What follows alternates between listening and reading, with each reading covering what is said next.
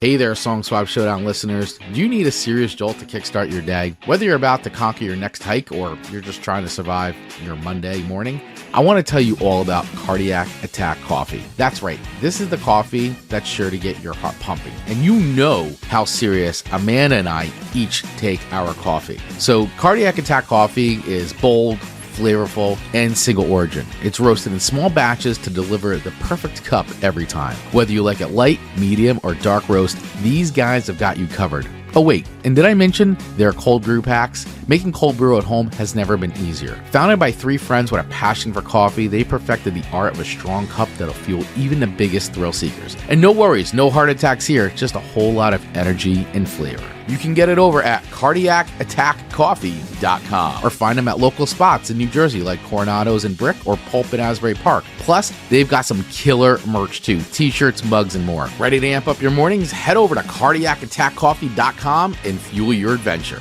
And before you check out, make sure you use the code Song Swap Showdown for a 15% discount. That code once again is Song Swap Showdown, and use that to receive a 15% discount on your order over at cardiacattackcoffee.com.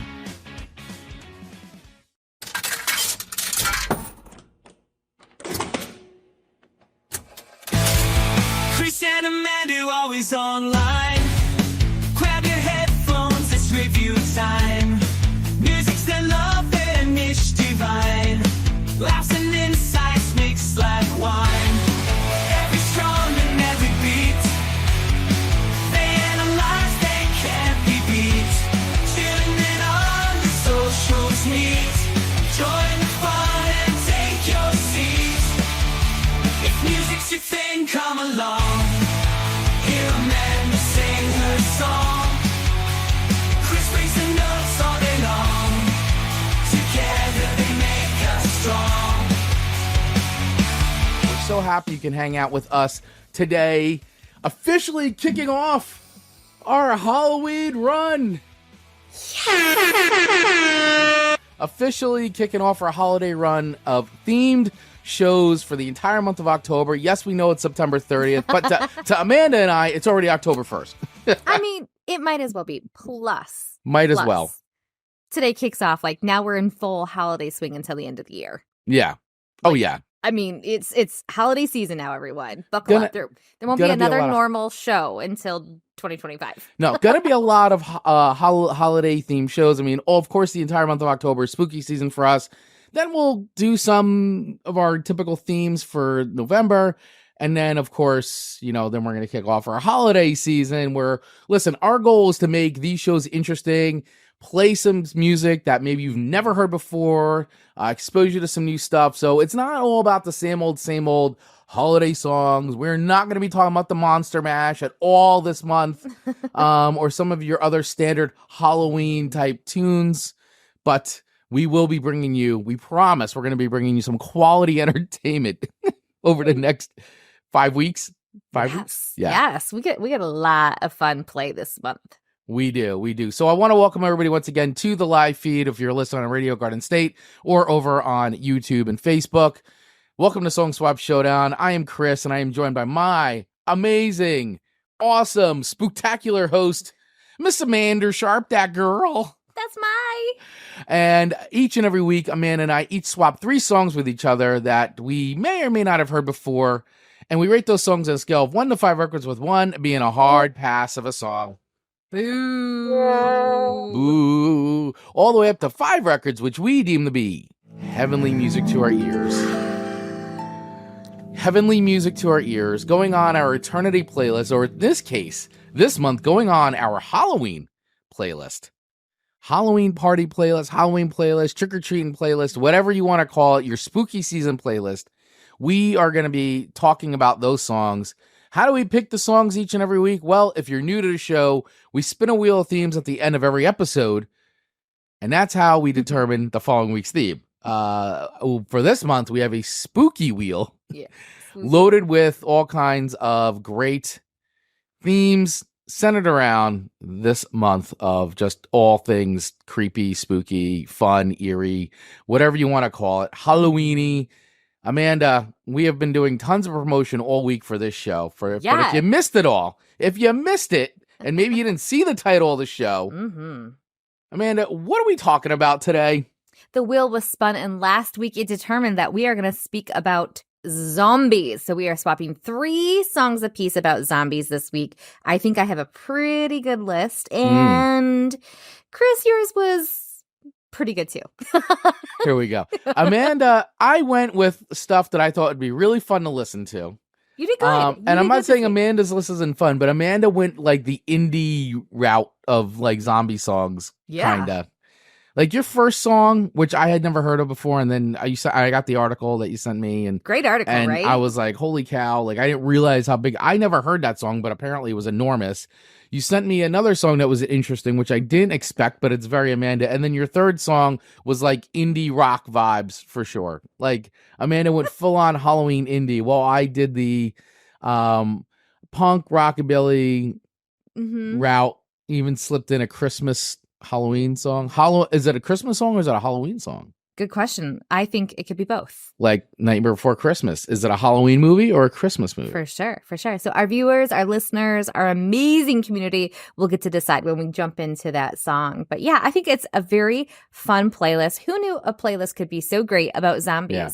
Who knew? Who knew? And by the way, speaking of which, I'm gonna stand up for those watching the video version of today. I'm standing up to showcase. Show it off. Our Song Swap Showdown. Yes. Pumpkin shirt, jack-o'-lantern with headphones on, you know. So this is our podcasting whatever you want to call it. But this is our Halloween theme shirt. This is the first time we've actually done. I mean, we've done a lot of like fun, goofy shirts over the course, but this is our first time actually embracing a holiday theme and doing a holiday shirt, which I feel like it could be worn all year long. But anyway, guys, if you want to get your own Song Swap Showdown Halloween theme jack-o'-lantern shirt, head over to our website, songswapshowdown.com, and click that merch button, and boom, you can get there. And by the way, just saying, everything right now is 20% off in our store. So it's a great way to support the show. If you don't want to join our Patreon, if that's not your thing, and you know, you're maybe looking for something you could wear, well, we got all kinds of good stuff in there. Hats, other shirts, hoodies, sweaters. It's getting cold out, so now it's a great time to get yourself a good Song Swap Showdown hoodie or whatever. But get your Halloween inspired shirt now, because, you know, it's spooky season. So support the show and be spooky. And there's a whole month to wear it. I have mine's in the mail today. So next Monday, I will be wearing mine as well. Yes, and we haven't figured it out yet. We're just talking about, but we are going to be doing a giveaway of these shirts on our social media. So be following us over at Song Swap Showdown. Also, you're going to want to make sure you join our mailing list, which you can join by heading over to songswapshowdown.com. Make sure you're on these things, because we're going to announce a contest. We're going to be giving some shirts away, some of these spooky shirts. So get on the list. All right, I want to check in with our friends who are already commenting like crazy. First of all, we got a birthday to celebrate today. So, Mr. Ian from Australia. Yes, he goes, "Can anyone please tell me what it means when Song Swap Showdown broadcasts a show about zombies on your birthday? I'm a little concerned." Well, it just means you're getting a birthday show, Ian. That's what it means. That's what it means. And it just happens to be zombie themed because we're crazy. We're crazy like that. So, Ian, happy birthday, buddy. Thank you for all the years of support. Thank you for listening to the show. Thank you for commenting, contributing, showing up here live with us in the audience, just being an awesome member of our community. So, we hope you have an amazing birthday, Ian. So thank you so much for all of your support. Yes. And Dave Mattingly, the VP of the VIPs, checking in with good morning, Dirge Diggers. I love it. He's always got those ditties. Yeah. Dave saying, "Ian, it's already tomorrow in Australia, so it means nothing." But then he also changed his mind and said, "But, Ian, it means you will never die." I love it. I love it. I love it. And of course, there are song suggestions here from Dave Mattingly as well. I suspect there's probably some from Ian in here too. We will get to all those. Let us know, guys, as we go along. One, as we talk about the songs, if you want to play along the game of Song Swap Showdown, you can rate the songs on a scale of 1 to 5 records as we discuss, talk about them, listen to some of them, and let us know what you would think. If you agree or disagree with our ratings, let us know. You could drop those in the comments as we're going live.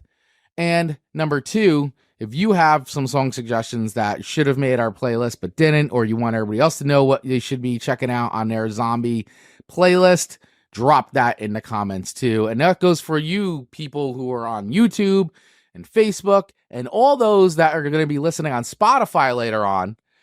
You can comment on there on the episode, so drop it in there because we see those things and we love your comments and we will share that stuff out. So make sure you do that. I did all the things. Am I done? Did I do all the stuff? I think you're good. Whew. All the housekeeping really stuff take up some time. It really can. So all right, Amanda, do you want to go first? Do you want me to go first with your first song? My first song to you is my favorite of the entire 6 songs this I had week. a feeling it would be. So if you wouldn't mind humoring me and diving into my first song to you, I would appreciate that. All right. So your first song to me this week is a song I had not heard before, but seems to be very popular. It's by Stephanie Mabey. Stephanie Mabey. And it's the song called The Zombie Song. Not complicated. Not complicated. And this song was really cute, but I didn't know this came out in 2012 off of her debut record, or EP, I should call. She had an EP called I Still Taste Fire. And she released it then. And this song seemed to have gotten a huge resurgence when it was used as a theme song for a show on Netflix. Yeah, First Kill. Okay. Did you watch that show? Was that your show? Is that how you found this? Because sounds like a show you would watch. I didn't, but I stumbled across this in the research for the show. Mm-hmm. So I hadn't even heard this song up until this past week myself. And when I found it, I deep dove into it and found all this stuff. So I plan on watching First Kill, but it's been canceled. It only had 1 season. Okay. But that's okay. That's all right. You know, sometimes things come back or some things happen just to be able to make something popular again, like this show did for this song, because it was the theme song for First Kill off of Netflix. Okay. All right. Yeah. So I had not watched the show. Is the show, is it more like a young adult kind of a show, like something that would have been on WB, or is it a little bit more like kind of like slasher style? Like From what I've gathered, it does seem like the Buffy the Vampire Slayer, which I love, type Buffy concept. I think it's that for the younger generation again. Okay. So I'm really surprised that it YA content. yeah. I'm really surprised that it got canceled so quickly, but I am going to watch it and see. But this song is really catchy and super cute. Yeah, so the thing that I liked about it right away is I love the like Nintendo music, the 8-bit music. Yes, like you're playing a video game. Like I was playing a video game, and I thought that was really cool. I really enjoyed that. So, do you want me to bring up the article first? Because you sent me this article before we play the song. You sent me this article, and it's by provomusic.com. So I'm going to assume that's Utah, Provo, Utah. And the title of the article is How Stephanie Mabey's Song Got 30 Million Spotify Streams and What We Can Learn from Her. And this was written, published June 16th, 2023. So a little dated, but I think it's very, very relevant. And I know we have a lot of young artists that listen to our show. I mean, we have messages coming in about, hey, take a listen to my music. And I think this is a very, very neat article on where her song was originally created to where it ended up where it is today and the look of the draw. And she kind of became like this digital, what do we want to call digital nomad? But she just like dropped off the face of the digital world a little bit because she got kicked out of her IG, and how many of us have fallen victim to that, and it's kind of was a blessing and a curse at the same time. And I think there were really a lot of elements in there from like a business standpoint. I appreciated so much of what was said in this article. Yeah, so the theme song for the show is none other than the Zombie Song by Provo songstress Stephanie Mabey, originally released acoustically 14 years ago. Yeah. It was a cult viral success, racking up several million views on YouTube during the height of the Walking Dead frenzy. But as fans' initial experience with First Kill, the song has recently taken on a new life, rapidly receiving tens of millions more streams online over the course of a wild year for Mabey. And it goes into how it happened. And I did link this in the comments section right now in the live feed. I will link this over into our Facebook page on Facebook group, which you can join by using the link in our bio. but it goes into the whole thing, and she talks about writing it and how Felicia Henderson, who's the showrunner for Netflix's First Kill, first got a hold of it. I mean, she goes on saying the Felicia Henderson, showrunner for Netflix First Kill and self-proclaimed music obsessive, was up one night on a late night Spotify binge after working on a new show. How many of us have done the late night Spotify binge, by the way? I've done that a lot. Well, especially lot. for this show. And so that line was very specific. I go, oh my gosh, that's how I discovered it. I was very specifically looking for something in this lane, and Spotify did its job. And so I felt, I related to this so much. Yeah, so it's time to go to bed, as she says. It's 5 a.m, she said to herself, but then something inside her prompted her to search the word zombie on Spotify. Like, how many times did we just do that over the last bunch of days? Exactly. She stumbled across the zombie song and Stephanie Mabey for the first time. It came up and I was like, wow, this should be interesting. I listened to it. I'm like, oh, we'll be using this song. That is crazy. But Henderson, however, faced difficulties in finding information about Mabey and her song. Determined to secure the track, she dispatched her assistant to track down Mabey and gather any available details. They searched Instagram and YouTube, but found no recent activity from Mabey. Eventually, Henderson located Mabey living her life in Utah and initiated negotiations to include her song in the series. Fortunately, everything fell into place, especially when Henderson realized how perfectly the zombie song aligned with her vision for the comic book style First Kill credits. So I can imagine you could probably see all that online. Mm-hmm. One of the things that I thought was interesting that she did say, and I did this because one of the things I love, and I chastise artists about this a lot. So for any music artists out there, if you're listening, if you're on Spotify, you have to treat this as if this is the play. Like, this is where people are discovering you. And when you click Stephanie Mabey's artist profile, and I'll give her a follow, but when you click her artist profile and you go down to see more information about her about, it's literally a picture and how many listeners she has. Guys, public service announcement. Fill this information out. First of all, you can search. This is all SEO friendly stuff. This is a little marketing tip. But like people like me, like I want to connect with you. Like put some information about you. It doesn't have to be long. Make it 3 sentences long. Where are you from? What, like, just let me know about you. Stop being a blank slate. It's not mysterious. It's annoying. My soapbox. Business strategist Chris just showed his appearance. But however, you know, who am I? She made 30 million and she's got the song on a Netflix. So who am I? I'm sitting here doing Song Swap Showdown. She's making this is true. Boatloads of money. This is true. Which shows, I mean, it just takes something to happen to get that next break. Yeah. That next thing. And I don't even know that she was looking for it. I think it sounds like she just kind of was like, whatever. Yeah. I would love to have an interview with her at some point. If Stephanie, maybe if you hear this, if you want to pop on and do an interview with us, I just find the whole story behind it all very intriguing. It is.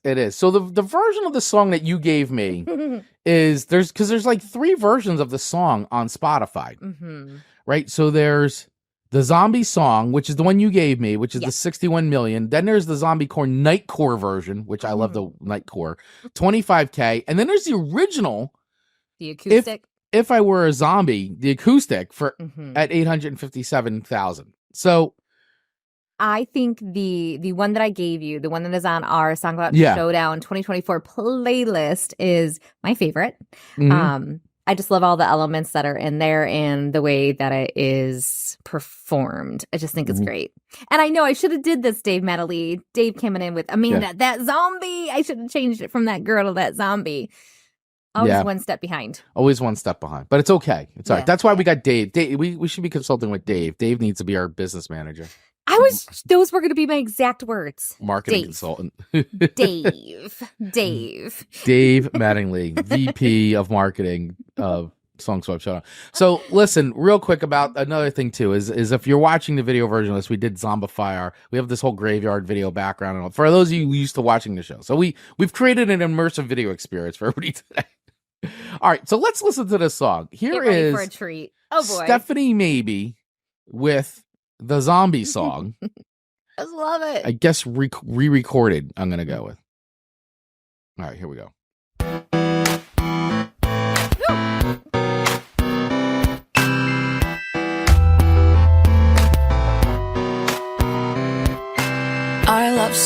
it could be kinda gory, far from boring. We'd meet at a post apocalypse. Yeah, I'd be slowly walking in a group stalking you. You'd be the only man alive that I could not resist. Then all of your friends, they'd try to kill us, but only because they'd be jealous that our love is deeper than Edward and Bella's. Oh, if I were a zombie, I'd never eat your brain. I just want your heart, yeah, I don't want your heart, I just want your heart, yeah. Oh, if I were a zombie, I'd never eat your brain.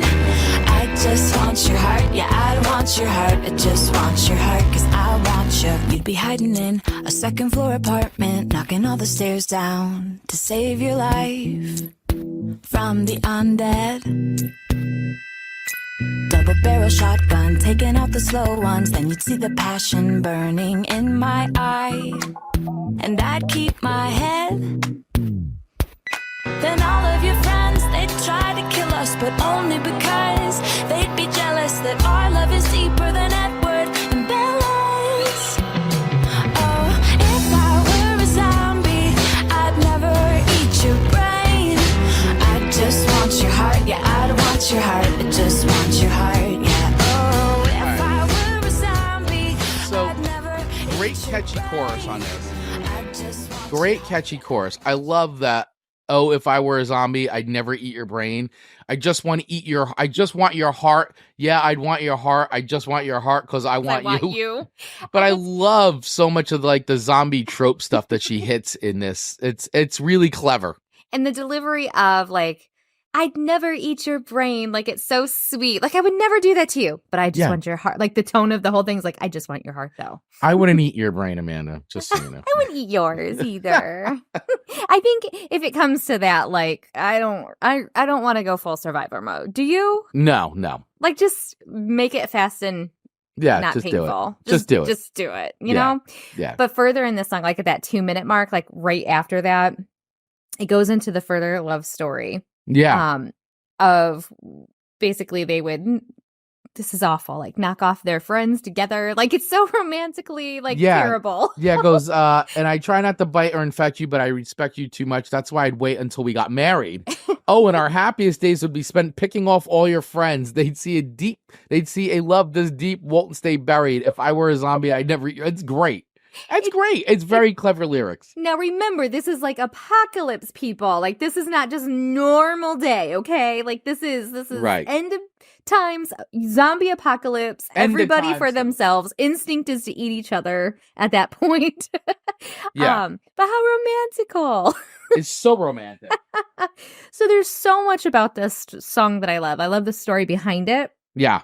I love that it had like a cult classic success prior to First Kill, Mm-hmm. and then the success that it got post First Yeah. Kill. I love that she kind of like digitally fell off the face of the earth and is kind of back again. I really enjoyed this song. Probably a little too much. I mean, this is like on my like playlist, my Working Through Life playlist. This is on all the playlists now. The Working Through Life playlist, the coveted Working Through Life playlist. Yeah, that might confuse people, but yes, indeed, it's on the Working Through Life playlist. So before I give my rating of Mhm. this song on a scale of 1 to 5 records, Dave Mattingly checking in with his rating. Amazing. 4.9. Excellent song, Amanda. Thank you. 4.9. So close to being a 5 record song for Dave. That is, thank you, Dave. Thank you, Dave. I struggle myself with this song between like that. I think this has the makings of a 5 record for me personally, Chris, Mhm. and I know you're supposed to be rating this, but I go, could I listen to this for eternity? And there's something about, it checks a lot of boxes that it could just end up on there because it's like a love song. It's poppy. It's a little optimistic, even though it's about kind of like Yeah. an apocalypse. But it's very positive. Like, I was Bob. I listened to this a few times, and first of all, I love the 8-bit like thing. I've Yeah. never seen the, as I said, I've never seen the show, so I don't have the visual of the opening, which I'm sure probably really helps if you're a fan of the show and you see the opening and you remember it. So I was going into the song completely fresh, but I really enjoyed the lyrics of this. I thought it was fun. I thought it was clever. I like the way she weaved in the zombie tropes into the love story. Song was fun. I really enjoyed it. I'm not going to score it as high as Dave. It's not a 4.9 for me. No pressure for your rating now. It's all right, Ian. Now, I'm not feeling any pressure, but I did like it. It's a good zombie ditty. It's a zombie ditty. I like it. And for all those reasons, I feel comfortable settling at a 4.3. Ooh. A 4.3. I would add this song onto a Halloween music playlist for sure. This is a nice welcomed addition to a Halloween playlist. Very good. I accept that 4.3. I'm glad you enjoyed it, Dave. I'm gladding. You're enjoying it. Yeah, this is, again, it wasn't on my radar up until this past week, and I'm glad that this show theme led us to it. And that's why we love what we do. The good old zombies, searching songs that say zombie in them. So thank you, Spotify, because not only did that give First Kill their opening theme, it gave the Song Swap Showdown their first song of their holiday kickoff. That's it. For Halloween shows. Our very, very first one. Very first. That was our first song of today going through. That was Stephanie Mabey's the zombie song. Zombie song. Just so simple. So simple. So great. I love it. So, all right, everybody. Once again, if you're just tuning in now, I want to welcome you all to the show. You're listening to Song Swap Showdown or watching Song Swap Showdown. And this is a show where Amanda and I each swap 3 songs with each other each and every week. This is your weekly music throwdown show. We're just starting our holiday theme. Today, we're doing zombies. So hello to everybody if you're listening over on RadioGardenState.com or, of course, on YouTube or Facebook. My first song to you, Amanda, that zombie girl, is Surfin' Dead by the Cramps.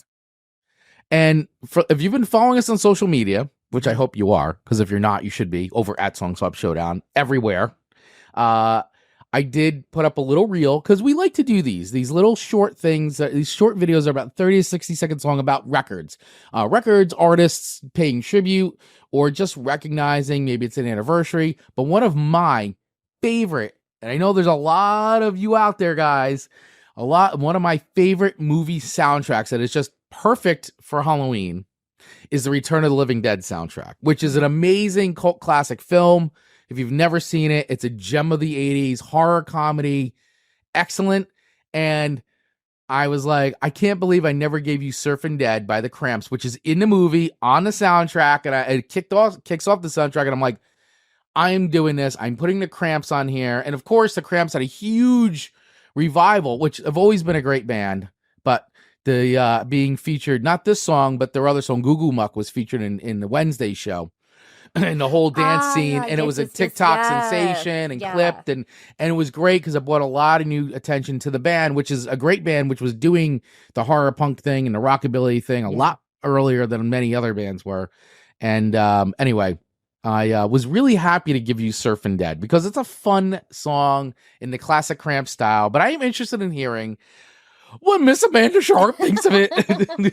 Well, I feel like, did you give me I Was a Teenage Werewolf for our werewolf one last year? And I couldn't find our playlist easily. So I was like, I think that was one of, and so many of their songs can fit into so many of the themes of probably our upcoming shows and past shows. So be on the lookout for probably some more appearances by the Cramps. Absolutely. And Dave is saying the Return of the Living Dead was filmed in my hometown of Louisville, and they nuke us out at the end of the movie too. That is true. Spoiler alert. But that's great. I didn't know that, Dave. I'm sure at one point I probably knew that it was shot in Louisville, but I didn't put it together. But that's awesome. Some good film history there for you. Some good film history. And you know what? I screenshotted this and I can't remember what site I saw this on. So I apologize. We can't give proper recognition. But basically, I liked reading about this. The Cramps song Surfin' Dead is a playful tongue-in-cheek, which we enjoy tongue-in-cheek songs here. Of course. Track that describes a group of zombies who have a passion for surfing. The lyrics open up with the line, my favorite brain soup, cream of nowhere. It's so great. which can be interpreted as a metaphor for the lack of intellect or sense of direction that zombies navigate through their undead state. The following lines describe the zombies' surfing activities, noting how they hung 10 and reached top end of their boards. The lyrics then shift to discussing the zombies' cars, which appear to be poorly maintained and on the verge of breaking down. In typical Cramps fashion, the verses are riddled with absurd descriptions and humorous zombie-related imagery. Now, so this is where I loved what that wrote in that this song really emphasizes the dumbness of a zombie. Yeah, absolutely. I mean, they are zombies in traditional filmmaking. Yeah, before you got to like 28 Days Later, Walking Dead. I mean, evolved zombies. Yeah, right. That could run or have some sort of like semblance of intelligence, like, which is kind of funny with how the Return of the Living Dead is, because the zombies can actually talk and they actually explain why they eat brains. Like that they don't want to eat humans, they want brains. And it's a whole funny part, but like that's like really cool. But yeah, traditionally zombies are just like big, dumb, like they're living dead. You know, they're the undead. They're dead, like just lunks of they can't. So it always lunks of dead meat. Lunks of dead meat, exactly. So it always fascinates me. They're so troublesome in any kind of movie or TV show because they're just dumb creatures. Yep. They really are. Dave saying my favorite Cramps songs are The Crusher, Human Fly, Naked Girl Falling Down the Stairs, and Google. Yeah, all great tunes. All great Cramps songs. So, and you know what? Very interesting. They do have like some Elvis songs. Oh yeah, big Elvis fans. Big Elvis fans. When you listen to their catalog, yes, there is a lot of Elvis-y elements in their music that I think I enjoy them because of those elements. Even the way some things are sung, the background music, the way that they, create the music together. And so I'm a little drawn to them just because I feel like, I don't know, I have a little bit of a connection because I love so much of Elvis, even though I'm a poser, apparently. Comments still coming in online that still coming in. Did you read the last one that came in about anyone who likes older Elvis should seek mental health help? I did. Did you read that one? It was awful. I did. So inaccurate. I did. I was waiting for you to acknowledge that one. I just responded, wow. Yeah, apparently, just not to get too long of a tangent, but like, obviously, if you're a long-time listener to the show, you know how much of a fan of Elvis Amanda is. And we did a top 10, like we watched a video where it was Watch Mojo, I think, did their top 10 of Elvis records. And we went through with Amanda and said, would this have made your list?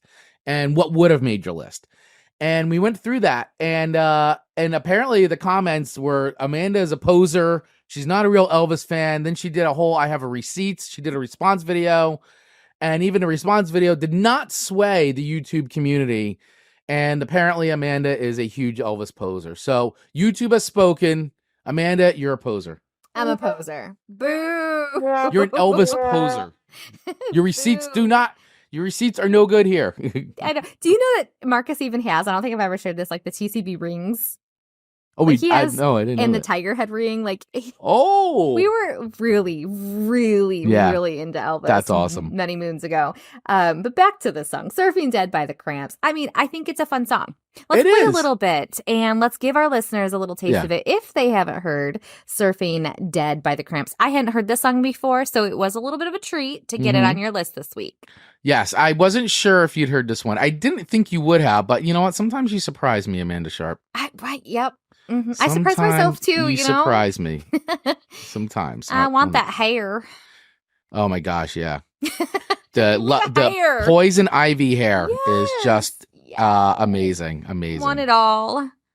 Oh, so let me start this over. Here we go. There we go. All right. This will help getting the zombie song out of my head. My favorite brain suit. It's nowhere. perfect for a Return of the Living Dead movie. Nothing great than getting the cramps on Monday morning.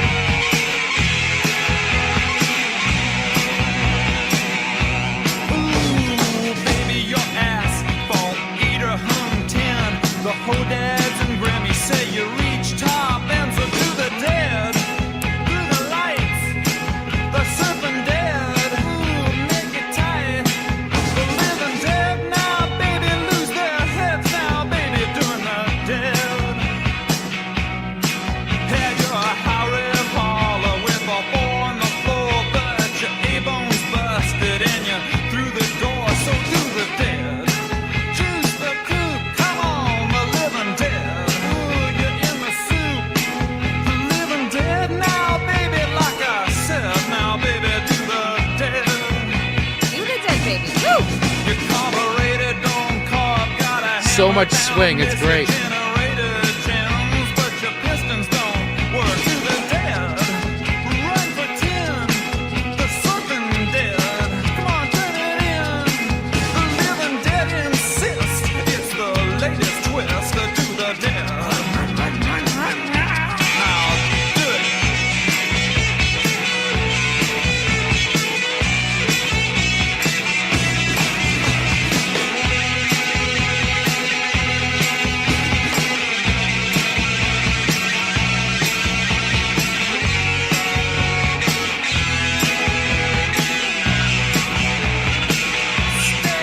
So good. So good. Poison Ivy, one of the most underrated guitar players in the world. Such an amazing musician, such a great guitar player, influenced by so many of the classic players. Like we were just talking about Elvis, like so good and so underrated, and I feel so underappreciated because obviously the Cramps aren't making new music. They got tons of music, but like, you know, just being able to play like that sound, that rockabilly, and that the mix of the country with the garage, and so good. And actually on this song, she played guitar and she played bass on the recording. And Lux, for all those of you who don't know, Lux Interior, the singer, and Poison Ivy. Lux no longer with us, passed away a few years ago, but they were husband and wife from the very start. Put out all this music together. They used to put out these great comps that I collect too, like, because they were such music aficionados, and they would find like these one-off, like, and this person played, and it's like their knowledge of music and players is like knows no bounds. Like they were record junkies, music junkies, collected and put these great comps together. If you could ever find them, they put them out on vinyl, and it was just so much fun. Great record collectors, just like anybody else out there. So anyway, I love the Cramps. They should be in the Rock and Roll Hall of Fame in my eyes, because they should be nominated, because they really did a lot for music that I think that people do not realize. Like much like the Ramones, I think the Ramones are one of the greatest American rock bands. I think the Cramps are just so underappreciated for what they did. And a lot of the sounds that you hear in a whole horror punk psychobilly kind of stuff, you know, started with like they took the stuff like Johnny Cash and Elvis were doing and just made it much more, added that edge to it, like you just heard. Like you could have heard like Elvis doing a Surfin' Dead type of style song in the Elvis style, and they just took it and put like that edge on it and made it more like rock, psychobilly, punk rock kind of. Even Johnny Cash, he had so many humorous songs that he delivered dark.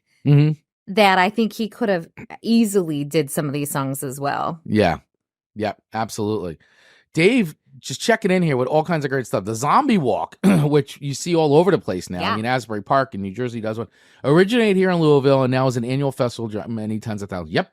Wow. And that happens here in Asbury Park. I think they're doing one very, very soon if it hasn't happened already. Sometimes, they do a gigantic zombie walk for charity. He's doing line, send more paramedics. They have the one to send more cops, like, because it's the zombie, because they're killing everybody to eat their brains. And he gets on up and he goes, send more cops.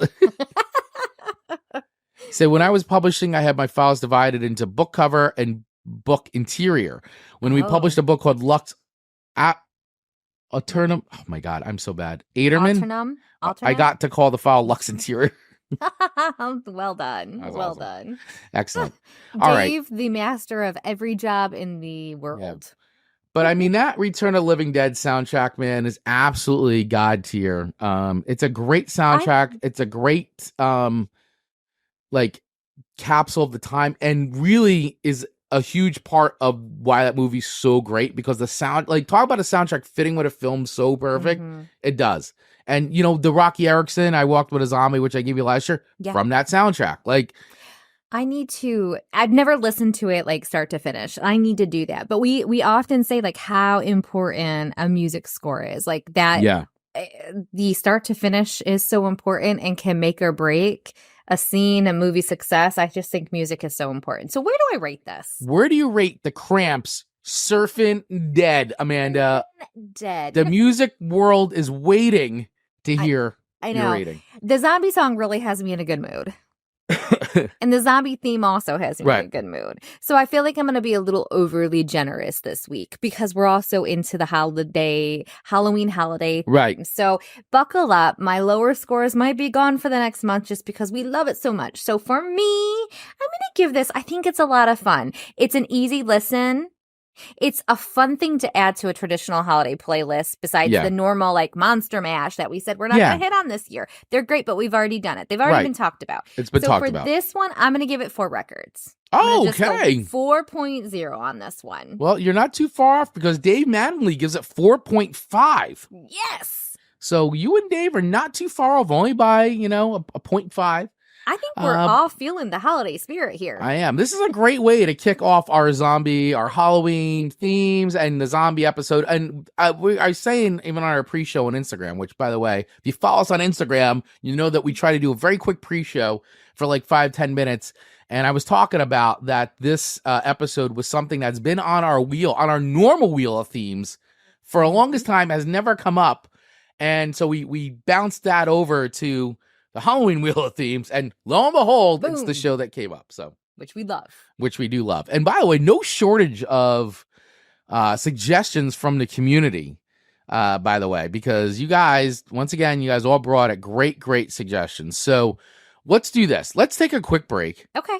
in 60 seconds, and we'll be right back, and we can go through the suggestions. We got suggestions here from Dave, and I'd like to share some of the suggestions we got from our Facebook community. We'll be right back right after this. Hey everybody, Chris here. Are you a creative professional that's struggling to turn your passion into a thriving business?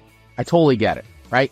You're an artist, designer, writer, maybe you're a podcaster. Regardless, you're an entrepreneur with a unique vision. But let's be real. Navigating the business world can be overwhelming. That's where I come in. I specialize in helping creative pros just like you build profitable and scalable businesses. Imagine having a partner who truly understands your unique challenges and provides personalized strategies for success. From pricing your services and finding new clients to mastering time management and negotiating like a pro, I've got your back.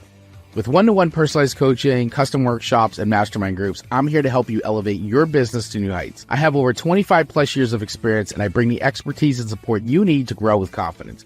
Don't let the business side of things dim your creative spark. Join me now, and let's transform your passion into a powerful and profitable business. To book a free consultation with me, just visit rocketgrowthagency.com to learn more and get started. Let's rock. That's right. Let's rock. Let's rock it. Let's rock it. That is why you were saying to Stephanie Mabey, like, get your bio on there. Get your bio on your It's what you- Spotify. Yeah, it's what you do. It's your business. It is. It is your business. And once again, guys, that's an example too. If anybody out there would like to sponsor this show and you have a pre-recorded ad, we can easily insert it in here. So please get in hold of us, info@songswapshowdown.com, or we could do host read ads for you as well. So quick little plug there. All right. I want to share, let's go over to Dave's comments first for his picks here. Let's do it. So Dave always puts together a playlist of songs for me and Amanda, and sometimes he does Ian too, which I think he might have. And Mark Ronick too. And Mark Ronick and everybody. Sorry. So here he goes. Songs from Beyond the Grave for Chris, Jacob Borshad, Brains, Mad Tea Party, Zombie Boogie, and Voltaire with Zombie Prostitute. Which Zombie Prostitute almost ended up on my list. Oh, So I enjoyed that do one, tell. Dave. So thank you for that. That was fun, but I bumped it. It was an honorable mention. Yes, It was yes. on a version of the playlist. Indeed. For Amanda, Ian is saying for Amanda, Zombie by Lisa Mitchell. For Chris, Meaty Part from Zombie the Musical, Okay. which I've never seen Zombie the Musical. I've heard about it. I've never seen it. And for Dave, Put Up a Fight from Zombie the Musical. Nice. All right. And he said, Dead Songs Walking for Amanda. That girl. Hooters, All You Zombies, which that is a classic tune. Good tune by the Hooters. Rockapella, Zombie Jamboree. You gotta love Zombie Jamboree. And SNMNMNM. Wasn't that on here last week too? Zombie And- Girlfriend. Yeah. And we were like, what is that? And he said, Dave, help us out again. Dave. You know us. Yeah. Then he's saying corpse concerts for Ian. So here's his picks for Ian. Rob Zombie, Living Dead Girl, classic record. That almost wound up on mine because I don't think I'd ever given that to Amanda. Did I ever give you Living Dead Girl by Rob Zombie? I don't think so. Yeah, so that almost wound up on my list. Swamp Zombies, Go-Go Boots, and Tom Smith, Zombie Pirates in Love. I gotta hear that. Oh, and Ian is saying Zombie is a brand new Australian musical launched this year. Very good. And Ian, I recommend Evil Dead the musical. I saw Evil Dead the musical, and it is awesome. If you do get a chance to see it, it's absolutely fantastic. You gotta go see it. Gotta see it. And then he did help us out. S&M and M&M. Thank you. I knew there was something a lot easier you helped us with last week. I think it was. Yes, and Zombie Jamboree was originally a Harry Belafonte tune. Look at that. So here were some of the great other suggestions that we got from our amazing community on Facebook. So Tony Forkboy Donato, our great wonderful contributor, friend, my high school friend, contributes when he can. He's usually working on Monday morning, so he doesn't always get to hang out live. But here is his picks. He's got Headless Boogie by Insane Clown Posse, Undead by Hollywood Undead, Dance in the Graveyards, Delta Ray. He said you have to watch the official video for that, though, which I haven't had a chance to do. So that's going to be something we may have to watch. We'll do a little reaction video. Dead Behind the Eyes by Soulfly, Dead Man's Party, A Thorn for Every Heart, Dead in Hollywood by the Murder Dolls, and Dead Man Talking by Architects. Okay. My brother-in-law, Jason DeFroja, has, and he always is good for some great series, he got Zombies Ate Our Brain by Creepshow, which I did give you. I think a couple seasons back we did the Creepshow. Zombies Ate Our Brain. I love our holiday episodes. We did.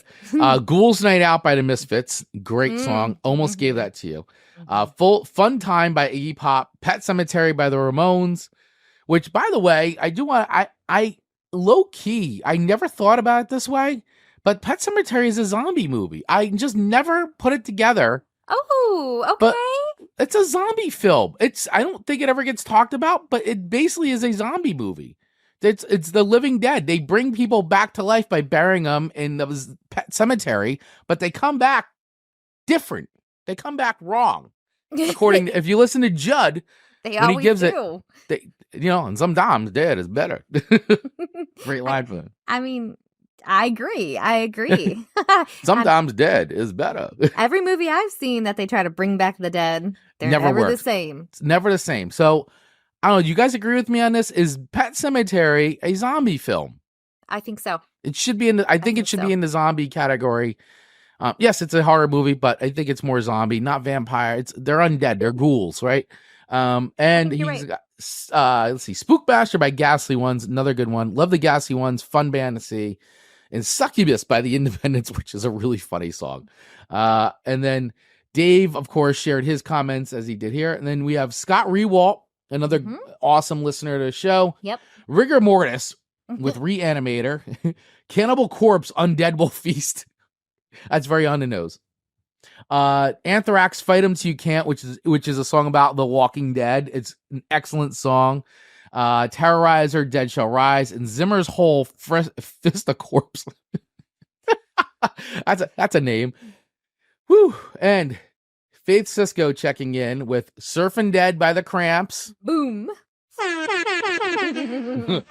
Party Time, 45 Grave, other great track off of Return of the Living Dead soundtrack. Cemetery Gates by Pantera, which we've done on this show before.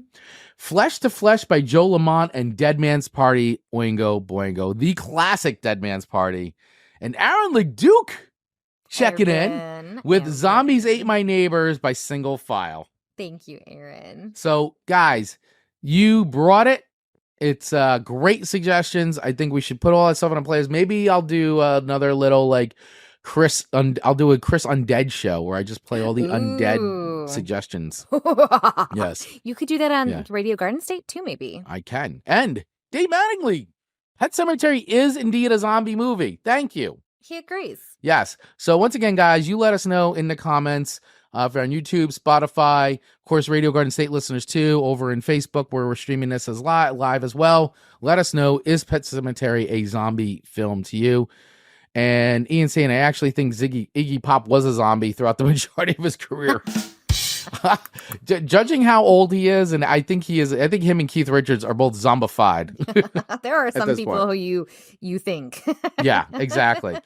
All right, guys. So let's keep the show moving. We've got our number 2 songs to each other. We are deep into this and we're only going into number 2. That's what we do on these Halloween episodes. We are excited because this is our holiday episode. So the start of the holiday episode. Start. So, all right, here we go. Your number 2 song to me, I gotta know, did you just find this on search or is this a song you're familiar with already? I just found this on a search. All right, so did. This is Zombie Apocalypse by King Moss. King Moss. I mean, well, it should be no surprise when you hear it that I like it. I like the sound even before I would have known the lyrics. It's just got an Amanda tune to it. Were you surprised when you press play and you were like, I did. Oh, okay. I did, but I felt that by the name of the artist, because I had not known it, but I had a feeling it might be reggae. Sure. And I was not I was not surprised because I was like, okay, this is reggae. And of course, we've also done a lot of ska and Halloween and reggae always seem to go together really well. Yeah. I have lots of great Halloween flavored ska. And I thought this was great. Even the front cover of this is funny. Like it's him like looking like he's Evil Dead with all Evil Dead people on. And but the song, it goes, King Moss assails Babylon on zombie apocalypse, casting its sword-casted characters as bloodthirsty zombies in a brilliantly constructed tale from the crypt. So he's basically is making a statement with this one by basically making everybody into zombies, and he does it in this like tale from the crypt kind of style. It is some funny narrative stuff that he does. It's a good play on words and things. So I did dig this. So let's listen to a bit as you guys let us know. Here is some Zombie Apocalypse by King Moss. But first I should share my screen so that way you guys can actually hear this. Because you'll want to. You will want to. All right, so here we go. King Moss. Here we go. Yeah. Great. I tell you, this is a first-hand eyewitness account. We are the only known survivors. Babylon City is a graveyard. Them your zombie are someone a fight to survive this unholy invasion. Flesh eaters, them a comfy enslave man. Babylon, them a roam and a look flesh fi consume. You better prepare because them army it a come soon. Look how them bleach out, skin rotten and pale. Capitalism and a feed pan a next man entrails. If you make them dirty liberty, get to your brain, you will be converted to one and the same. So you better run. When you see wicked man a roam, vampire them will corrupt your soul, and me say you better hide. Now make them control your mind. Them have mankind and live like swine. It coming like tears from the crypt. Them systems so sick. Everything barcode and RFID Egypt. I save them walk it like when them sail on the ship. Infecting the world, it's a zombie apocalypse. Me say a tears from the crypt. Them systems so sick. Everything barcode and RFID Egypt. I save them walk it like when them sail on the ship. Infecting the world with this zombie apocalypse. See them walking about aimlessly incapable of thinking and never satisfied, overeating, over drinking, mixing antidepressants with nicotine and caffeine just to be a productive worker for an oppressive regime. Operating under stress, internalizing foreign ways, alienated from yourself in the pursuit of better pay. Seeking religion, another opiate to dull the pain of existing as a slave, even in this modern day. Junior Biles tell we long time vanity will fade away. Stay far from dirty art, now make them lead the eye astray. Them we friend you yesterday, and come near your flesh today. You think some man a play? Yeah. The system coming like tears from the pit. Alright. Them systems so sick, everything. It's a little Zombie Apocalypse there by King Moss. King Moss. I love the presentation of You Better Run. Like it's the storytelling element of this is really fun. Musically delivered. I like it. I liked it too. I thought it was pretty good. Dave is coming in saying, sadly, just a 3.2 for me. Okay. It's good, but I've been burned out on reggae for a long time. Understood. But like, listen, for our new listeners out there, 3.2 is still a good score. You know that 3 is that average. Like, it's not bad. It's middle of the road. Yeah, it's middle of the road. So it's not a horrible. I respect that 3.2, Dave. Thank you. Yeah, it means, I like it. It's mid. It's good. It's not bad. Mm-hmm. I like it. It could be, I I wouldn't skip it, but I wouldn't choose to put it on. It could fall into that category. Would it be on your Halloween playlist, though? This I would put on a Halloween playlist. So you this won't song I skip would. it if it's on a Halloween playlist, but if it was on a different cycle, you might skip. See, I don't know. So I kind of like the song. I kind of was into it. So like I enjoyed it.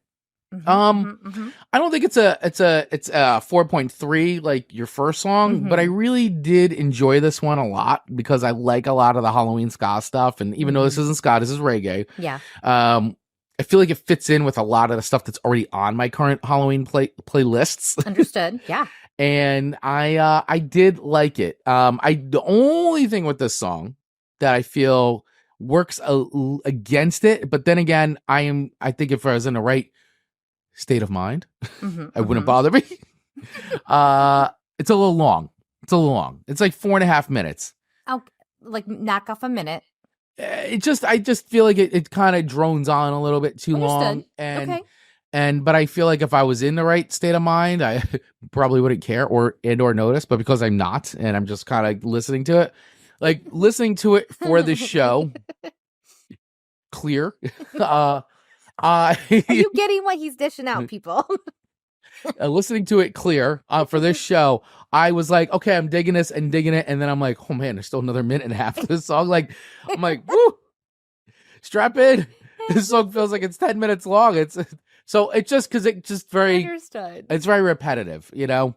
That was my only thing, really. Other than that, I liked it. Okay. So I'm gonna do better than Dave. Okay. I'm much higher than a 3.2. I'm gonna give it a 3.7.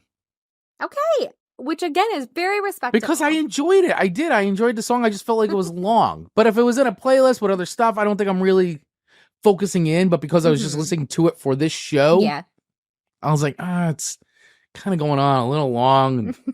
Like, all right, I get it. And it's true, especially when you have to listen to it a couple or few or 4 or 5 times for the show's purpose. So I can understand what you're saying. Yeah, and Dave is saying if I'd heard this song 20 years ago, it might have gotten closer to a 4 for me. I can respect that, Dave. I respect that too. I think that's you know, for some, if you're burned down on a certain genre too, it's like, okay, I've heard it all before. Like, what's, there's nothing new there, right? Yeah, and I make it very clear. I go through my cycles of music. Like right now, I'm still in my jazz. Yeah. Where do you put this song? I know it made your list, but you recently discovered this. So I kind of want to know like where it falls for you, Amanda.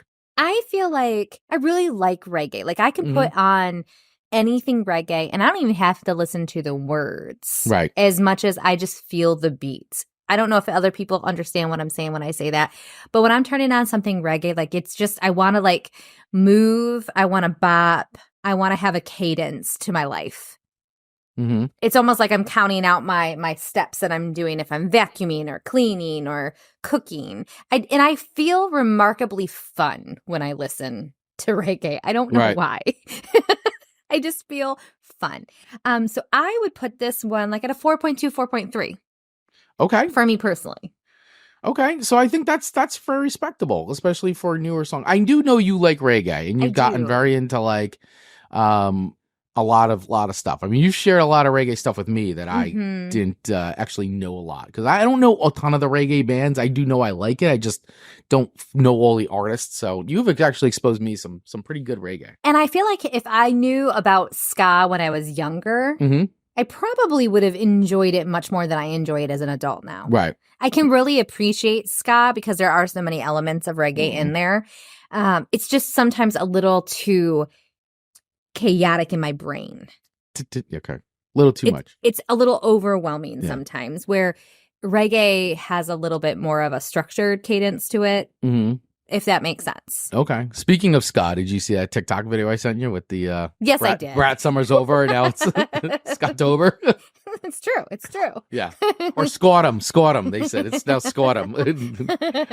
I love it. All great. right. So I receive your 3.7. Thank you for that. All right. 3.7. All right. And hey, guys, just a little reminder, too, real quick. If you are watching this, you can listen to the show over on RadioGardenState.com, where there is not just our show, but tons and tons of other shows, lots of music from all New Jersey-based musicians and creators. So definitely head over there if you want to keep watching or listening, I would say, listening to radio. It's a great channel, doing a lot of great things over there, all 100% independent, all self-funded.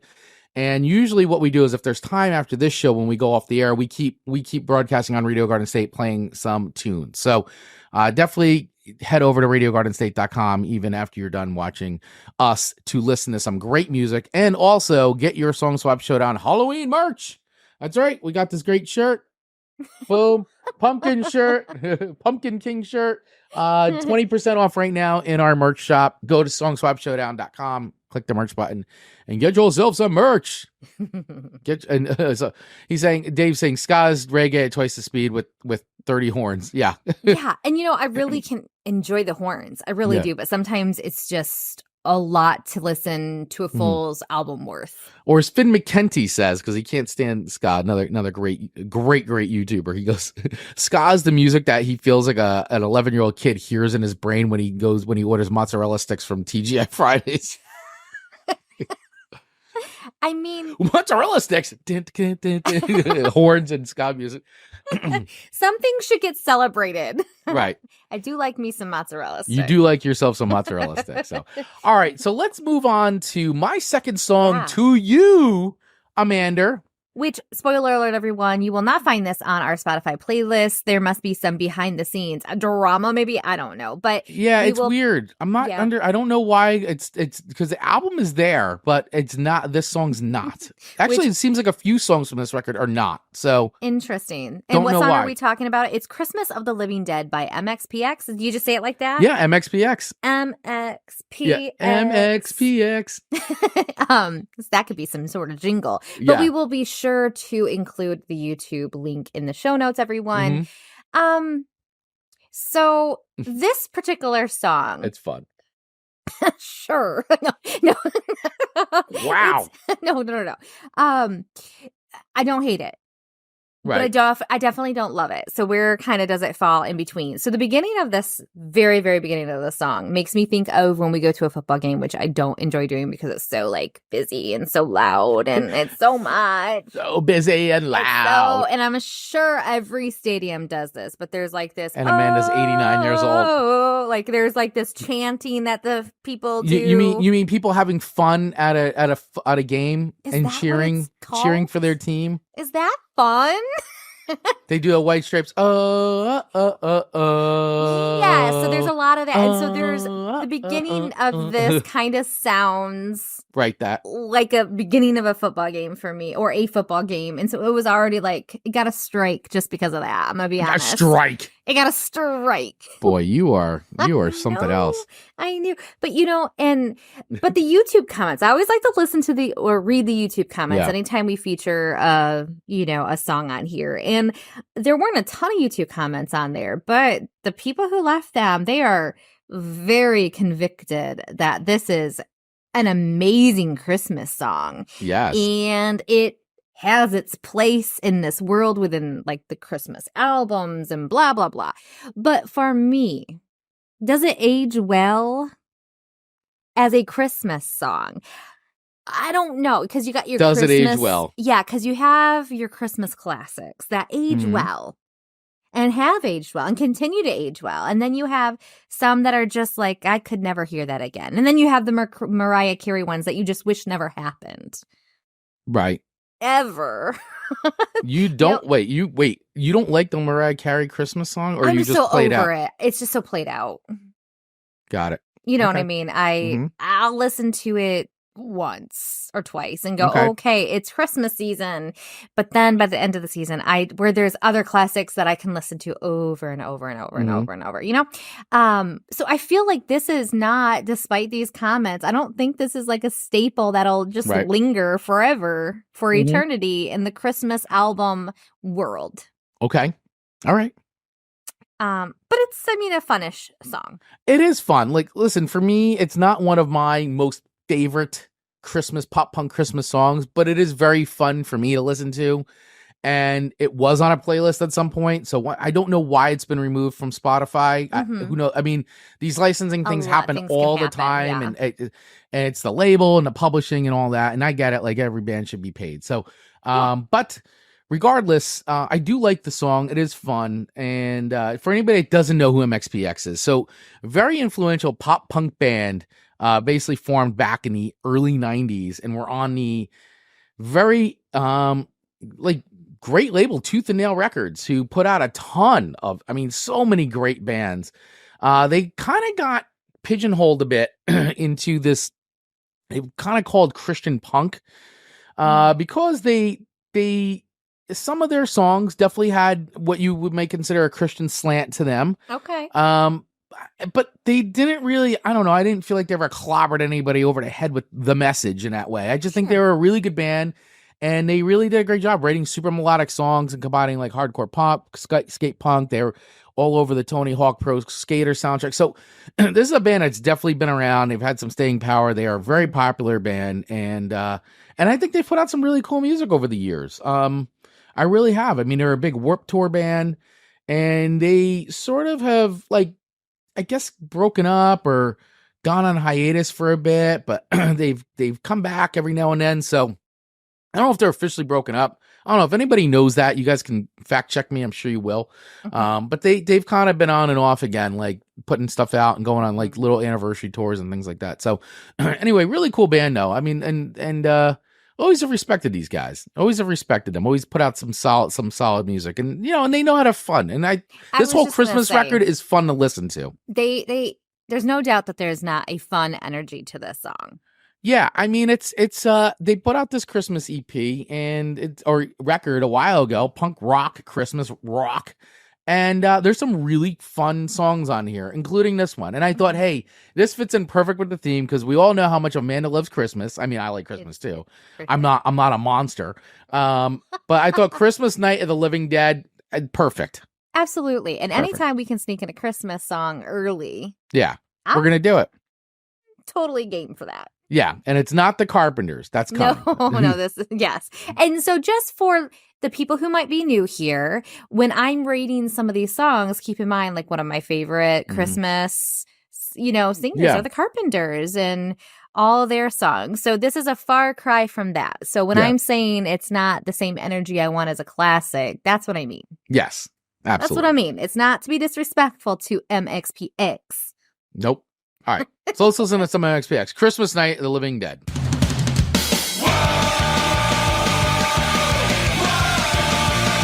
Fun. It's fun. They're at a football game.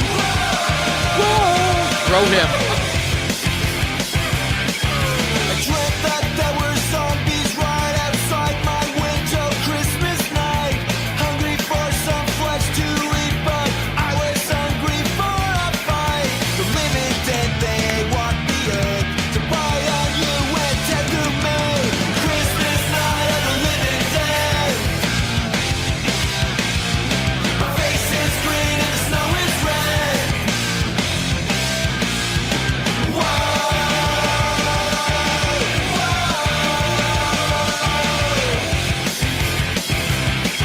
I'm breaking bones with my bare hands. There's hundreds of them closing in. I'm running out of ammo now. I need to get the axe again to split some heads into and bark. The sea of bodies falling down. Struggle to survive the Christmas night when zombies came to town. Christmas night of the living dead. My face is green and the snow is red. Face is green and the snow is red. It's some clever lyrics. So I'll put the link in for this into our comment section now because it's not on Spotify. But and the lyrics are really funny. I mean, Christmas Night of the Living Dead, my face is green, the snow is red. Christmas Night of the Living Dead, we won't rest until you're dead. So anything about zombies, I love like the clever bounce off of things, and it lightens up something morbid. I feel like all the songs have done that today. But this is how I'll describe this out. Like, I wouldn't want this album. I wouldn't want it. Nor would you want like a full country Christmas album potentially. You know what I mean? Like, they're having this on a playlist of Christmas songs is different than listening to an entire album like this. for Christmas. Mm-hmm. For Christmas. So it hit the guidelines of a zombie song today. So well done there. I'll give it some bonus points because it's a Christmas song. I think those things make up for the beginning of the song making me think it's a football game. When you re-listen to it, you know what I'm saying, though. I know. Well, I don't mind the gang vocal. Whoa! I mean, that's punk, man. That's like, I mean, just because you hate football and sports. It's just so time. It's so loud and so tiring. He's so old. It makes me feel 80. But listen, it's not a bad song. I feel like you can tell they're having fun singing it. They are. They had fun. It's a fun record. The conception creation of it, I just feel like the whole thing probably would have been a blast for them to create this album. And I like that it's original stuff instead of just doing like, oh, here's a punk rock version of Jingle Bells. Like, they took the time to write an original song and they made it funny and tongue in cheek. And they did something with it. Yeah. So I give them a lot of credit for their creativity and stuff. And so I don't want to downplay that they've done something fun here and something their followers would want to hear and listen to. So I applaud that. It's just not super me. But with that being said, it's not like a 2 record. It's really not. I'm going to give it like a 3.2, which is not bad, everyone. All right. 3.2. Did you expect higher than that from me, though, today on this one? Not really, no. Okay, okay. No, I mean, I'm busting around. It's fine. I figured fine. Everything's fine. Everything's fine. It's fine. I didn't think that you would. I actually thought you were going to give this like a 2 something, to be honest with you. Oh, okay. Well, hang on, folks, because maybe the next song that Chris gave me, I will. So hang tight. Spoiler alert, it's the Misfits. Oh, boy. Here we go. But we have another song to get to before we do that one. And I would say, I think my third song to you, Chris, I get the prize in the medal for the longest song title ever given to one another. Because this song title of my third song to you is ridiculously long. Yeah, this is it is a very long title. And you definitely get prize for longest title today. They even added extra exclamation. Yeah. So the name of the song is They Are Night Zombies, ! They are neighbors, ! They have come back from the dead. By Sufjan Stevens. Lots of exclamation points in there. So this is your most indie, and you've given me Sufjan Stevens before, and everybody knows this record because this is like a huge record. Illinois, great Sufjan Stevens record, very influential. The whole record itself is kind of inspired by the weirdness of like things in Illinois and like aliens and ghosts and the stories. Serial killers. I gave you John Wayne Gacy Jr. Yep. I still listen to that one. It's terribly great. It is a good song though. I mean, it's a solid record, but this is like, it's so indie. Like it's so great that only like Sufjan Stevens just has a way of making something that's like taking like this crazy like thing and like but still making it sound so indie and earnest. It's like and artful. Yeah, and artful. Yeah. Even like the background with like because this song's about like the ghost of Illinois base. It's like kind of that like telling ghost stories and all that. And a lot of people I've read some of the comments, like people go really deep into the philosophical interpretation of things. And I'm like, I don't know. I haven't read a lot of articles on, and I'm sure maybe he's talked about that, but for the most part, I just take it as like he's talking ghost stories. Like and he drops a lot of references. Like he talks about Ulysses S. Grant and Ronald Reagan. He shouts them out. The lyrics also spell out or mention the names of tiny Illinois villages, including many that no longer have residents, as well as the city of Kankakee or something, whatever. He spells this stuff. He mentions this stuff, but a lot of it is about like the ghost stories and things. And I like how and the background vocals kind of do a woo, like it's kind of do like tasteful like boo woo kind of sounds. I thought it was a fun song. I wouldn't say I'm the biggest Sufjan Stevens fan, but I do appreciate this record for what it did and put him on the map. Definitely a huge record for him. So all right, so let's listen to some of this. This is They Are Night Zombies, They Are Neighbors, They Have Come Back from the Dead ah. It's like real monsters. Ah. Oh, not a monster. Oh, Yeah. no. Exactly. All right. So here is some of this. Here we go. I love this amateur looking cover. Yeah. Like really good music though. A lot of good vibe. He's like the Stephen King of folk songs. Yeah. But even like the Fafisa, like it's already sounds like spooky-ish without Being clobber, over. like Yeah. without being cheesy.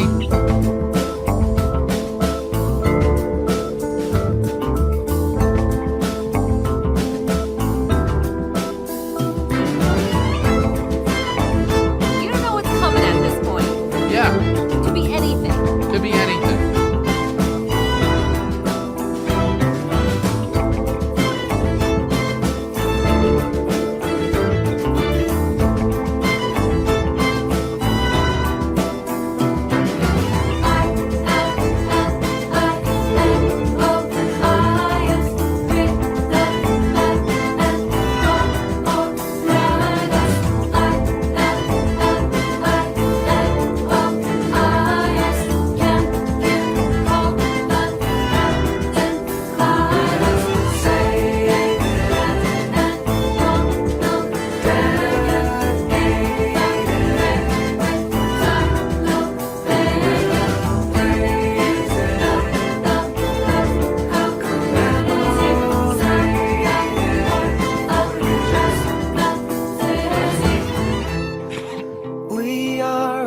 Very long opening.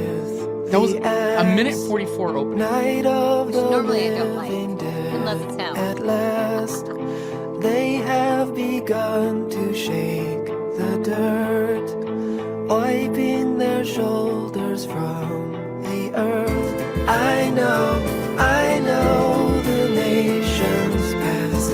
I know they rust at last. They tremble with the nervous thought of having been at last forgotten.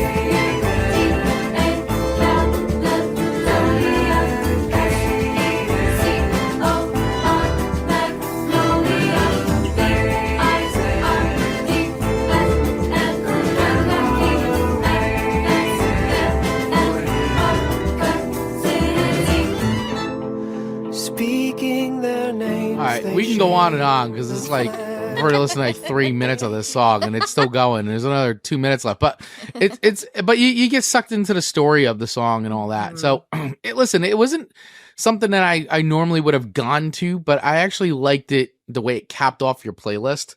I thought it was a nice way to end your playlist. It was a good cap to the list. So it hit me in the right mood on this song. Ah, okay. And I like I said, Sufjan Stevens isn't always my go-to, but when he shows up on things, I'm always like, oh, this is good. I should listen to some more of this. So I did like this song, and I thought it was pretty cool.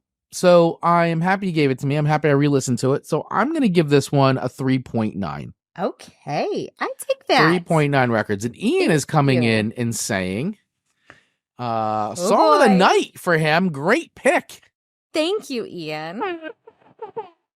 Song of the So, Night I got for the him. song of the night for Ian. On his birthday. And on his birthday, nonetheless. And then a 4.9 from Dave Madeline today. Amanda's playlist about zombies. Who knew? Amanda's playlist is crushing today. Absolutely crushing. But is it crushing to Chris? I don't know. I don't know about that. I don't know about that. Yeah. All right. So a 3.9. I think that's super respectful. I do too. take that. And I really, really enjoy him. I think he's just such a phenomenal storyteller through his music. And I just, anytime we can feature him, I love to do so. Yeah, I know that you've given a couple times. Mm-hmm. So I do. I like I said, every time I hear stuff, I'm always like, oh man, why don't I listen to more of this? Like, so I'm glad that you gave this to me. I thought it was a good way to wrap up your playlist this week. I appreciate that. I appreciate that so much. So if you, as a new listener or as a follower of this show, have not looked at his full catalog, give it a go because it's wonderful. And I did just link our playlist into the comments. So this is our Song Swap Showdown playlist for 2024.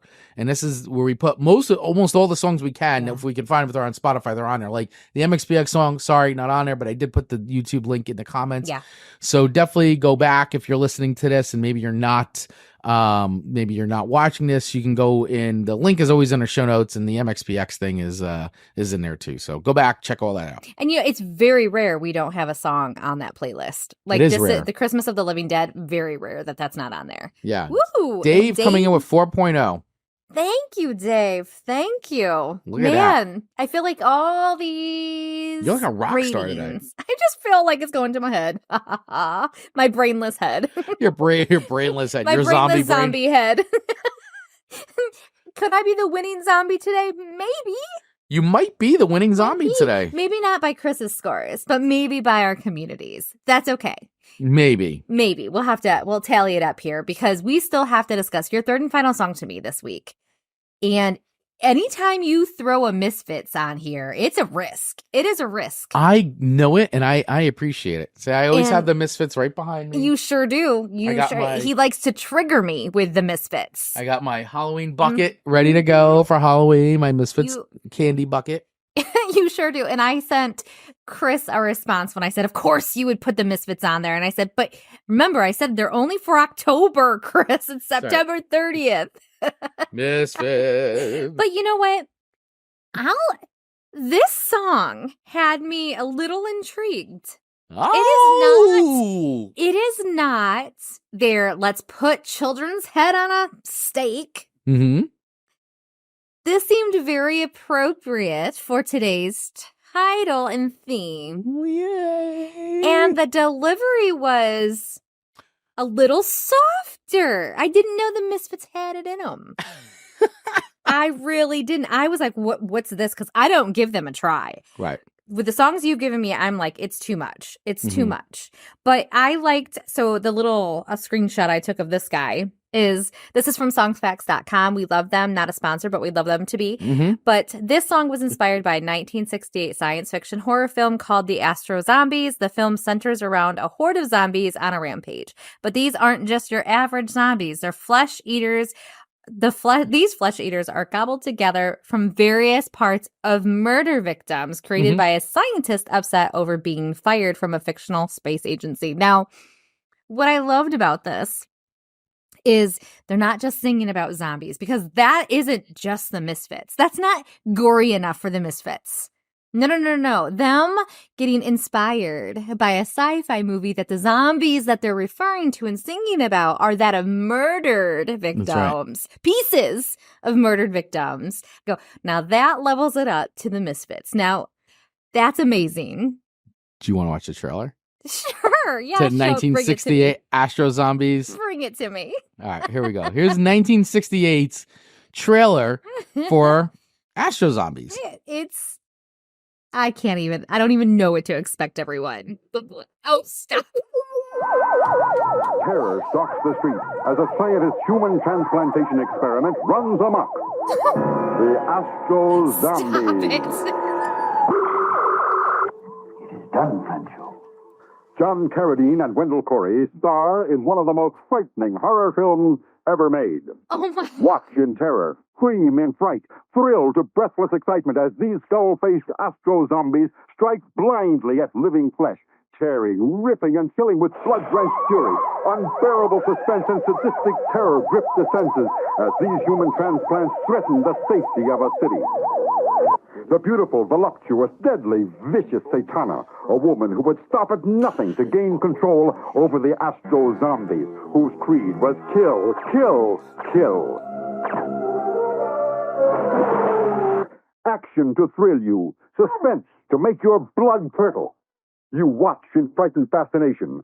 Beating hearts and throbbing, living brains are transplanted by a scientist whose motives are entirely dedicated to evil.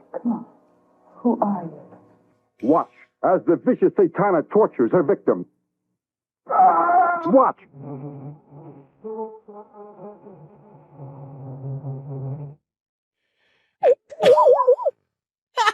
I am. The best part is the toy robot shot really close to make him look big. But having nothing to do with the rest of how evil. Yeah. Dave Mattingly needs more Ed Wood. Yeah. Oh, It's my so evil. goodness. Technically, Frankenstein's monster is a zombie. That is correct, Absolutely, Dave. absolutely. Dave, yes, very astute. Facts right there. Facts Yeah, right there. hang on, what's happening here? It's yeah. There's so much happening with this song choice. Wow, that is worse than anything I could have envisioned when I thought of the movie. So it leads to my point, and I back up what I said. Of course, the Misfits would write a song about that zombie. Well, a movie. lot of their songs, a lot of the songs that are really inspired by a lot of these BC cult movie of the 60s, the late 60s, where they just churn this stuff out. I mean, that was like the thing, you know. They were like the whole scene in Ed Wood, which is hilarious. Of like, if you watch the movie Ed Wood with Johnny Depp, and they actually do it, it's like, I don't even need the movie. People just buy stuff. Just give me the movie poster. And then, like, so literally they would sell people on these movie posters, and then the film would be like garbage. Like, it'd just be because they just shot the stuff for as fast and as cheap as possible. But the whole thing was the movie poster, and they just sell all these like lower like markets and things like that. And that's like Astro Zombies is, you know, what you get. Like, It's yeah.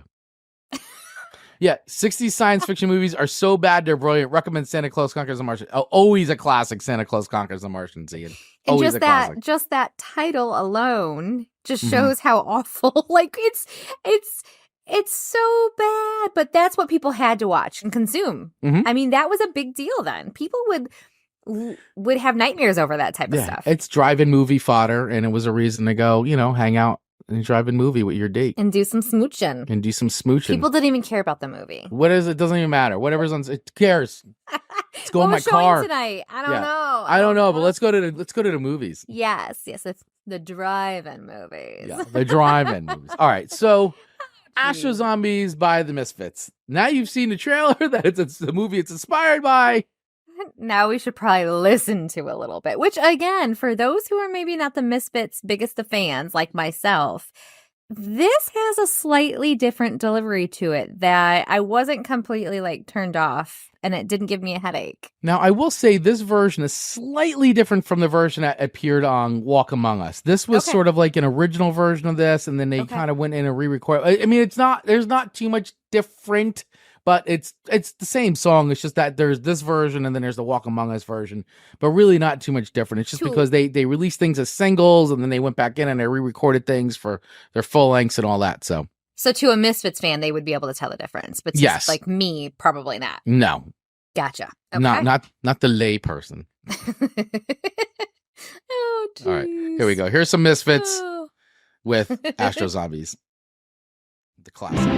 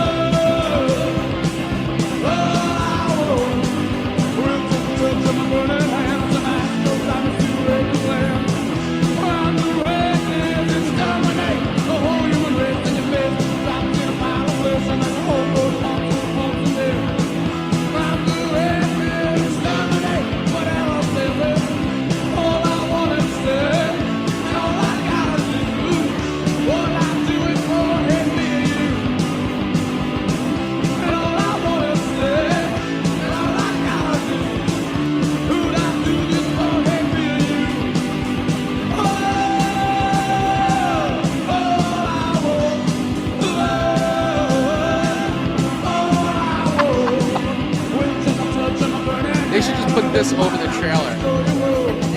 Yeah.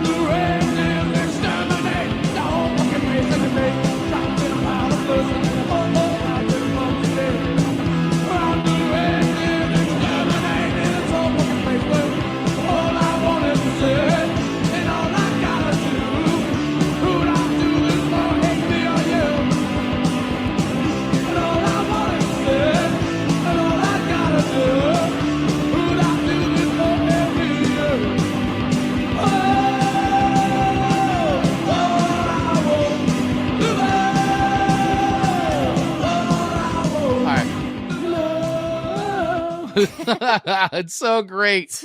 It's so great. I can't even stand it. So, okay, this is one of their most popular songs, according to songfacts.com. Yes. Do you agree with that? Because I feel like I can see from a commercial standpoint how this could be one of their most successfuls because it's not as in your face as some of the other songs. I think it's one of their catchiest songs. It's a great sing along. When I saw them on their live last year with my sister and Rachel, and I've seen them now a couple times on this, and it's just great watching the crowd. Everybody singing along. It's a great sing along song. It's super catchy, and you gotta love. This is the one thing that makes the Misfits so freaking good is the use of like that 50s like chord progressions, but like totally punked up and sped up with that like that could easily have been any song from the like doo-wop song from the 50s, but slower and all that, and they just take that and speed it up and it works. It's like they took like it's much like the Ramones. They took the bubblegum music of the 50s that and like, you know, like, was it, sugar, dun, dun, dun, dun, dun, right? But like you take that and speed it up and you basically have the Ramones and the Misfits. And that's what they did. They took the bubblegum music, sped it up, gave it much more edge, punktified it, put like, you know, lyrics about like what was going on and like with the Ramones, like what's going on in their neighborhood, and their Misfits taking sci-fi and horror and the stuff that they grew up like reading comic books and watching these movies and being like, okay, you know, and they made those lyrics and it works and it makes it catchy and fun and all that. Obviously very niche and all that. But this is why today, like you can go to Target and buy Misfits shirts. Like you can go to Walmart and there's Misfits shirts and Ramones shirts. And it's like, you know, yeah, their logos may be more popular, but these bands like created music that honestly is like, is a little timeless in that sense that it is catching people. Like it always finds a new generation of like young people to like go, oh, this is really cool, because it still sounds different from like what's out there today. So with this being maybe their most commercialized, easily sung to song. Right, that could be why it's their success. But it's catchy. As a Misfits like true fan, which I think you are, is this in your top 5? Not the top 5, but probably top 10. Okay, I suspect that it may not be because I really like this strays song a little bit. Yeah, I like this song a lot, and it is in my top 10 list, but it's not in my top 5. I think that's fair. I'm not surprised. Wow, Because Dave coming in with a really good rating. So I'm not gonna lie, Dave. I'm kind of gonna match you on this. What? I know. Like, let's be shocked that. I shocked myself by liking this song to the point where I thought I made a mistake and put the wrong song on the playlist when I listened to it. I was like, there's no way this is Misfits. Is this the day? This is the day. Is this the day I converted you? No. But this is the day, and probably the only day you will hear the words. I'm going to give Misfits 4.0 records. Relish in this. So Dave, I agree. I am relishing. You. I'm basking in the glow. Dave, I am right there with you. 4.0 for the Misfits on this song and only this song. Actually, I may even have a picture of the Astros. See, I'm in the spirit. See, you give me Misfits in February. I'm like, give me Misfits. We'll call it October. Yeah. I'm a whole different woman. You are a whole different woman. You really are. By the way, this is a great book. I know there's a picture of it in here somewhere, but I won't go. But in here, this is a great book for all Misfits fans. If you guys don't have this, click Screen with me. And it's literally a great picture book of flyers, album covers, shirts, stuff that they made, which they basically made on their own. They hand screen, silk screen, printed this stuff, made like good for them. It's an excellent collection of all those things that just made the Misfits so cool, part of their brand. And I highly recommend getting it. So it's called Scream to Me. Get it. It's great. Get the hardcover edition. Highly recommend getting the hardcover edition. Maybe you should put a link to that in the comments and show notes as well. Yeah. Maybe not the comments, Amazon. but the show notes. The show notes. Yeah. I don't, you'll never, I shouldn't ever say never, but I can't imagine you'll ever see me wanting and ordering that book. You are totally ordering. Yeah. Ian goes, I thought it was my birthday, but I think it's Chris's as well. Which, leads me to the tally of the score is, Chris, you came in at 11.7.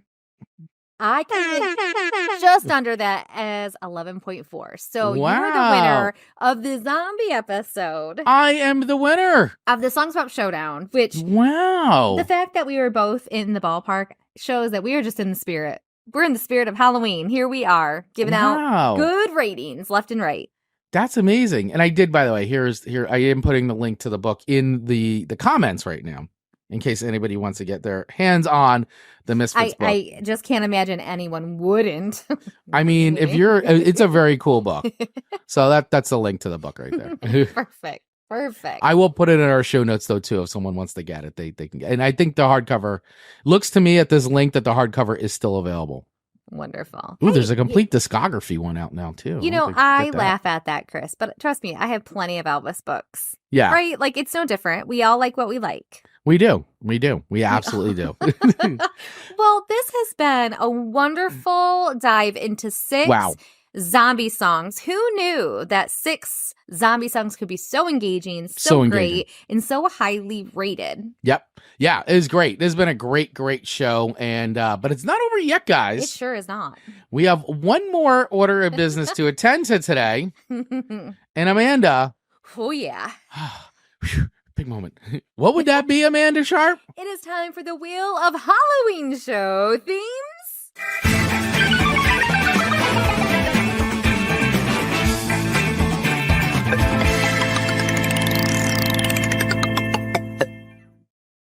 All right.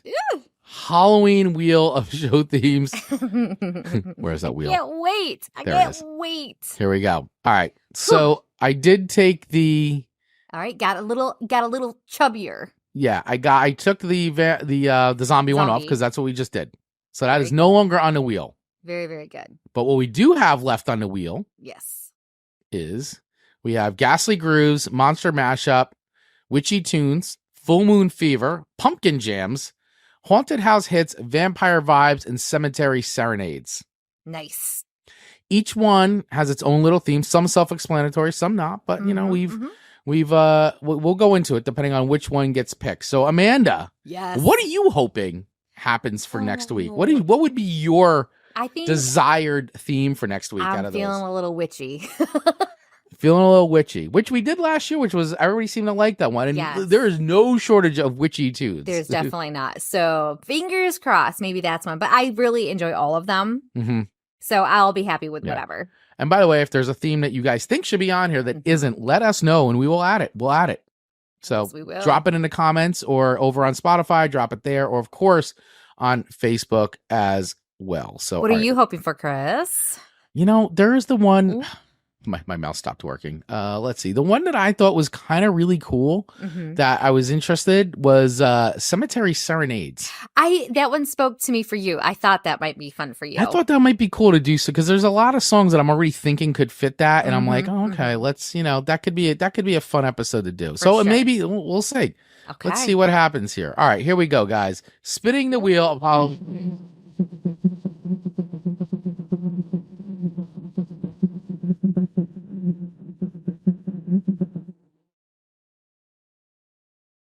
I love the scream so much. And Amanda's wish has come true. And by the way, guys, I swear we spun the wheel. No way. Yeah. Witchy tunes, songs that revolve. I was like, I can't read that. Around witches, spells, and magic. So there you go. So witchy tunes. So songs, as Amanda just said, songs about witches, spells, magic, right? Has a witchy thing to it. So curses, right? Yes. That could be part of it, but I think it has to be very witchy themed in some sense. So this is one that I probably have 20 that I could go with, right? So now the challenge is not like deep diving and finding zombie songs. Now this next week, it's going to be like, ooh, what 3 of my favorites am I sending, Chris? Yeah, I gotta remember let's I'm gonna take a quick look back to see what last at our Halloween playlist. Yeah, while you're entertaining the masses, let me do a quick search from last week. And sometimes I tend to, there's a lot of like witchy, more musical type of songs, but will that get me the points that I need to be a winner for the witchy one? I don't know. So I might go a little risky because there's even jazz about witch. You might not know that, but there's jazz witch songs. Oh, yeah. So because you're in your jazz era I'm right in my now. jazz era. It's so good to be in that jazz era. All We're right. going to So have to do a jazz episode at some point. Jazz Christmas, maybe. here's the songs we picked last year Okay. for each other. So your songs to me were Witchcraft by Frank Sinatra, Hex Girl by Moon Sisters and the Nostalgia Girls, So good. Marie Laveau by Bobby Bear. Those are your three for me. Mine, for you the ones I gave you, Mr. Crowley by Ozzy, The Witch by The Amazing Sonics. Oh my God, what a great song. And Spellbound by Susan and Manches.